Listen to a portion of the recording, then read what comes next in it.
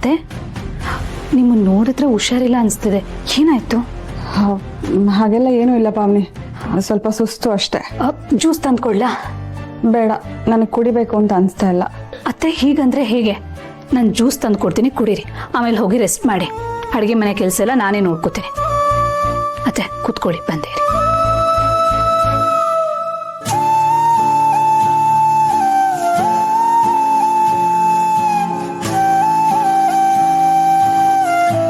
ವಿಮಲಾ, ಏನಾಯ್ತೆ? ಯಾಕೆ ಒಳ್ಳೆ ಗರ ಬಡ್ದವಳ ಥರ ಕೂತಿದ್ಯಲ್ಲ? ಏನು ಯೋಚನೆ ಮಾಡ್ತಿದ್ಯಾ? ನನ್ನ ಯೋಚನೆ ನಿನಗೆ ಗೊತ್ತಿದೆ ಅಲ್ವಾ ಅಕ್ಕ. ದೇವಸ್ಥಾನಕ್ಕೆ ಹೋಗಿ ಬಂದರೆ ಮನ್ಸಿಗೆ ಸ್ವಲ್ಪ ಸಮಾಧಾನ ಆಗುತ್ತೆ ಅಂತ ಅಂದ್ಕೊಂಡಿದ್ದೆ.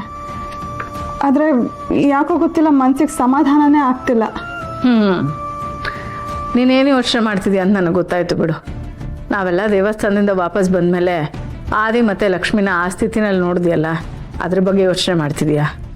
ಅಲ್ವೇ ವಿಮಲಾ, ಅವರಿಬ್ರು ಗಂಡ ಹೆಂಡತಿ, ಅಷ್ಟಾದರೂ ಸಲುಗೆ ಇರಬೇಕಲ್ವಾ? ಅಕ್ಕ, ನಾನು ಅದ್ರ ಬಗ್ಗೆ ಯೋಚನೆ ಮಾಡ್ತಿಲ್ಲ. ನಾನು ಅಮ್ಮು ಬಗ್ಗೆ ಯೋಚನೆ ಮಾಡ್ತಿದ್ದೀನಿ. ಅಯ್ಯೋ ದೇವ್ರೇ ವಿಮಲಾ, ನೀನು ಅವಳನ್ನು ಸಿಕ್ಕಾಪಟ್ಟೆ ಹಚ್ಕೊಂಡಿದ್ಯಾ ಕಣೆ. ಅದಕ್ಕೆ ಯಾವಾಗಲೂ ಅವಳ ಬಗ್ಗೆನೇ ಯೋಚನೆ ಮಾಡ್ತಿರ್ತೀಯ. ಅದೇನೂ ಗೊತ್ತಿಲ್ಲ ಅಕ್ಕ.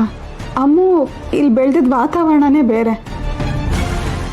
ಹೀಗೆ ಸಡನ್ ಆಗಿ ಅವಳಿಗೆ ಮದುವೆ ಆಗುತ್ತೆ, ಅಂಥ ಮನೆಗೆ ಸೊಸೆಯಾಗಿ ಹೋಗ್ತಾಳೆ ಅಂತ ನಾನು ಅಂದ್ಕೊಂಡಿರಲಿಲ್ಲ. ನಾನು ಮಾತ್ರ ಅಲ್ಲ, ಅಮ್ಮನೂ ಆ ಥರ ಯೋಚನೆ ಮಾಡಿರೋದಿಲ್ಲ. ನಮ್ಮಮ್ಮು ಲಂಡನ್ಗೆ ಹೋಗಿ ಓದಬೇಕು, PhD ಮಾಡಬೇಕು ಅಂತ ಎಷ್ಟೆಲ್ಲ ಕನಸು ಕಾಣ್ತಾ ಇದ್ಲು. ಈಗ ಆ ಕನಸೆಲ್ಲ ನನ್ನ ಸಾಗೋದೇ ಇಲ್ವೇನೋ ಅನ್ನೋ ಭಯ ಒಂದು ಕಡೆ ಆದರೆ, ಆ ಜನಗಳ ಮಧ್ಯೆ ಅಂಥ ವಾತಾವರಣದಲ್ಲಿ ಅವಳು ಹೇಗೆ ಅಡ್ಜಸ್ಟ್ ಆಗ್ತಾಳೋ ಅನ್ನೋ ಇನ್ನೊಂದು ಭಯ ಬೇರೆ ಕಾಡ್ತಿದೆ ನನಗೆ. ಹಾಗಂತ ಈಗ ಆಗಿರೋದನ್ನ ಬದಲಾಯಿಸೋಕ್ಕಾಗತ್ತಾ ಹೇಳು? ಅವಳು ಕುತ್ತಿಗೆಗೆ 3 ಗಂಟು ಬಿದ್ದಿದೆ ಅಂದಮೇಲೆ ಆ ಮನೆ ನಂಟು ಅವಳಿಗೆ ಬೆಳೆದಿದೆ ಅಂತ ಅಲ್ವೇನೆ? ವಿಮಲಾ, ನಮ್ಮಮ್ಮ ತುಂಬ ಬುದ್ಧಿವಂತೆ. ಅವಳು ಪರಿಸ್ಥಿತಿನ ಹೇಗೆ ಹ್ಯಾಂಡಲ್ ಮಾಡಬೇಕು ಅಂತ ಅವಳಿಗೆ ಚೆನ್ನಾಗಿ ಗೊತ್ತಿದೆ. ನೀನು ದಯವಿಟ್ಟು ಆರಾಮಾಗಿರು. ಆರಾಮಾಗಿ ಇರಬೇಕು ಅಂತ ಅನ್ಕೋತಾ ಇದ್ದೀನಿ, ಆದರೆ ಆಗ್ತಿಲ್ಲ ಅಕ್ಕ.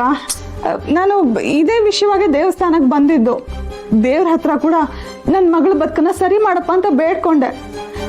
ಆದರೆ ಯಾಕೋ ಒಂಥರ ಆತಂಕ ಕಾಡ್ತಾನೆ ಇದೆ.